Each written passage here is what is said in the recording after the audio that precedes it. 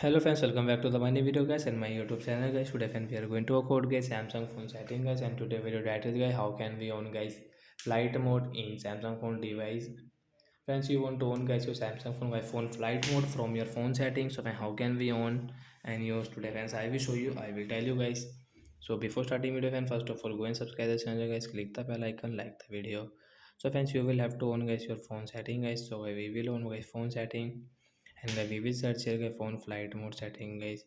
Friends, you can see guys phone flight mode guys. We will tap here flight mode setting guys. You want to on, so as you can on after guys you can see turn off all network connection including calling, texting, internet access and Wi-Fi and Bluetooth.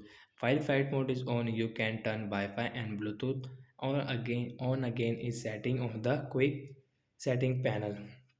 So after on गए flight mode गए we can on गए phone Wi-Fi setting. So गए we will search गए phone Wi-Fi setting. So guys, you click on your phone Wi-Fi setting guys. You can see Wi-Fi guys. You can connect Wi-Fi network while on is flight mode.